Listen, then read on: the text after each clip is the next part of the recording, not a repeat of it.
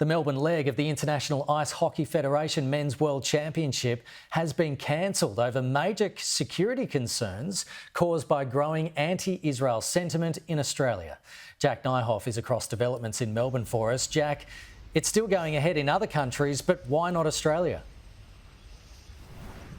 Good morning, Kenny. There were matches set to be held here in Melbourne in April and May, but they've been scrapped after Ice Hockey Australia had talks with local police here, Victoria Police. Ice Hockey Australia have come to the decision to scrap those matches over concerns of anti-Israel sentiment here. This follows pro-Palestine protests and a recent firebombing just last month at a synagogue as well. Now, as you say, that the match is expected to go ahead, and there are a number of teams that were expected to come to Melbourne. They included Israel, Belgium, Netherlands, UAE and Serbia.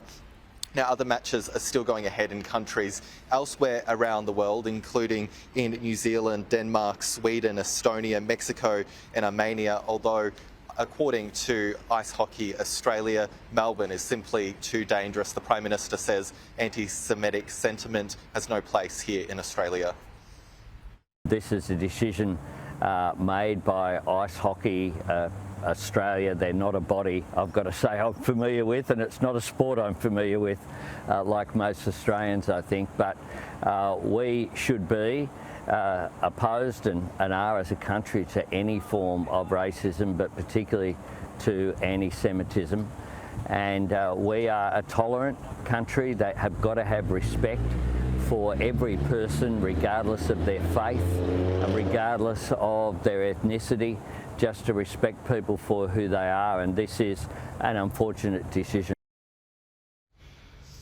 Just last month, 3 people were injured in a synagogue firebombing here in Melbourne, and there have also been weekly pro-Palestine protests here in the city, mostly peaceful protests, but we have seen a few large protests that have had some violence that happened during them as well. Now, this comes as Attorney General Mark Dreyfus prepares to fly to Israel within weeks. He's set to meet with the country to strengthen fractured relationships between Israel and Australia. This happened after Australia voted in a UN motion to call on Israel to pull out of occupied territory. Israel claimed this fractured the relationships, particularly following that firebombing as well that we touched on. So more to come on this story, Kenny, this morning. Jack Nyhoff, thank you.